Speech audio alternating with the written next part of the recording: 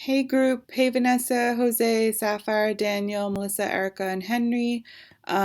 Just a note, um, according to this discussion board, didn't really see any interaction with the group and Henry or Melissa. So if that is not the case, you'll want to reach out to me and let me know. Otherwise, I have graded accordingly. So that's just a heads up on that. Um, all right, so what I'm going to do right now is I'm going to give you feedback on what you've submitted, and I'm doing it because for your final assignment, you are doing something similar. You are going to be responsible for completing a 750 to 1,000 word conventions report of a genre of writing that you are free to choose. And I want you to review the comments and suggestions I'm giving here and use them as you create your own report. So first things first, for this assignment, you are required to use APA.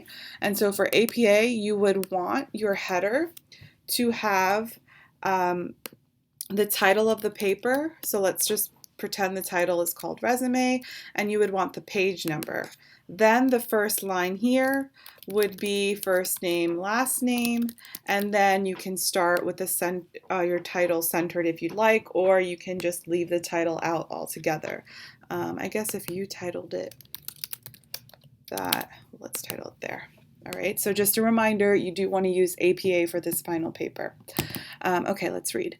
A resume is a 1 to 2 page written document that sums up a job seeker's qualifications for the jobs they are interested in. It is used as an advertising tool that job seekers use to communicate their values to employers. The ultimate goal of a resume is to eventually be offered employment in a position that a person is applying to, and in turn, adding more experience onto their resume should another opportunity arise to apply for a different job. A teacher's resume is a great example of a specific type of resume because it offers a unique example of searching for a job that falls into the education field of employment and gaining a position in any level of education that is currently available, such as elementary, high school, or college. Okay, great. So, what I like about this intro is that you have clearly identified the genre of writing that you're interested in. What needs some work is this is just far too wordy. Your first sentence is saying a resume is a document that lists qualifications. Your second sentence is kind of saying the same thing. So that then becomes redundant.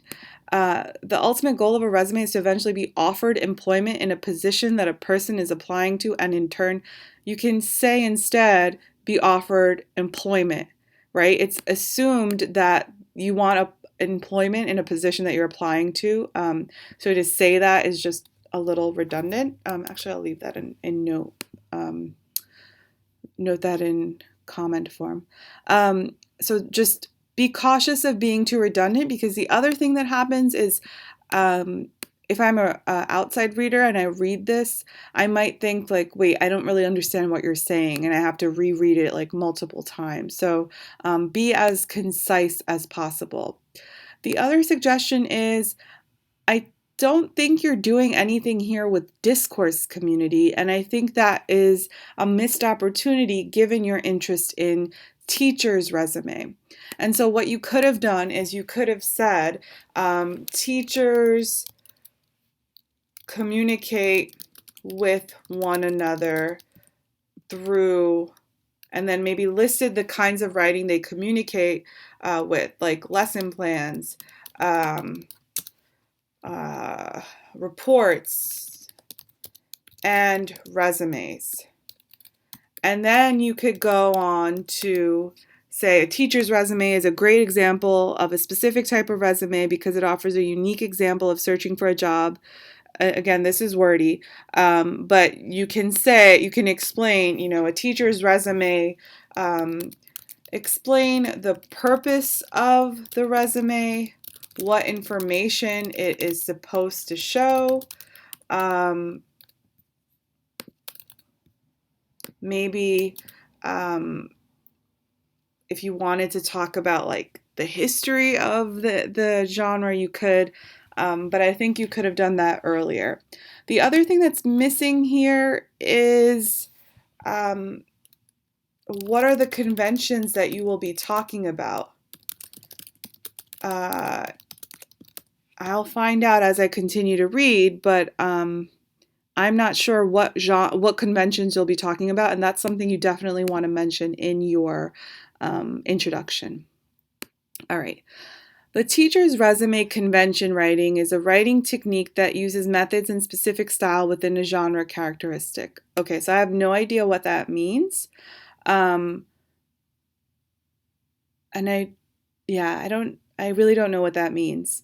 So you just want to make sure that when you're just like, it's very easy with this kind of assignment, especially to use jargon and like sort of try to figure out like, okay, maybe if I use these words, then it'll make sense on its own. But in fact, like genre is a thing, but a genre characteristic, I'm not sure what that means. So just be careful when you're applying these terms. Convention is a characteristic of writing. So there's no such thing as convention writing. A genre would be a resume, right? A resume is an example of a genre of writing. And I'll write this down just so that it's super clear, but that is something that you will lose out points on for your individual assignment. So you just want to get a hold of that terminology. Using the same world codes, teachers' resumes share not only the same conventions writing, but also the same genre, because the objective of the writing is the same. Demonstrate proficiency and skills in particular areas like certification, second languages, proficiency either in technologies or musical instruments, problem solving, skills, educational level, etc. Following a pattern, teachers build their resumes to communicate with their future employers using a specific discourse community and transmit their abilities in an attempt to fill the employer expectation and requirements.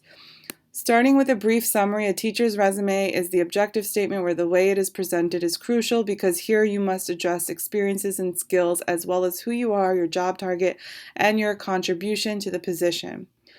Through this method, employers can gain a comprehensive look of the candidate qualifications and capabilities. The resume's brief summary is then followed by a highlight or skill section. The resume genre is already visible, built through sections like summary statement, highlight skill, work experience, education, and certification. The order can differ in most of the cases, but the structure composed by those main points remain the core of a teacher resume. The resume comes alive as a living witness of an example of a discourse community, more specific, the teacher communities. Okay, so there's a lot going on here. It's great that you are here identifying conventions of a resume. Yes, one convention of a resume is you need a brief summary. Yes, another convention is you have to address your experience and the skills as well as who you are. Yes, another convention is you need to include your qualifications and capabilities. But P.S., qualifications and capabilities are really the same thing as experience and skills, so I, again, think that's redundant. Yes, there should be a summary section, but again, you already said that, so that's a little redundant. But you are clearly identifying the conventions. Now, the reason I think you're repeating the same things over and over is because you're not really giving examples, and so maybe you get a little stuck and think, okay, well, let me just say the same thing over again. And so here's a suggestion of a formula that you might want to follow. In your body paragraph, identify the convention that you will be explaining. So here, for example, let's just take one of the conventions you mentioned. So in a resume, you need to indicate your experience and skill set. For example, and then you can offer an example from an actual resume. Find a resume. I mean, I think you shared some resumes with each other. Find a resume and quote from it, and then after you give the quote, explain the quote. How is the experience being spoken about? Talk about the language. Is it in past tense? Is it, simple words, complicated words, active verbs? Conventions really tend to focus on language. So you do want to talk about actual language from resumes. And then you can, talk maybe about how giving your experience and skill set is important for a teacher resume. Because remember, you talked about how you wanted to focus on teacher resumes, and I don't see how experience and skill set is different from any other resume. So here might also be an opportunity where you indicate, you have to show a specific kind of experience. So maybe here there's an example of a resume that talks about the experience of leading, right? And then in your explanation, you could talk about how in a teacher's resume, it's important that you show that you have experience in leadership positions. So that would be the formula you want to follow in order to have a conventions report. And I really recommend that you review this over and over again in case it's still not clear, because this is something that I'm going to be grading you for. So you want to really get a handle on it. Okay, let me go to the last paragraph now. In composition, tone is the expression of a writer's attitude towards subject, audience, and self.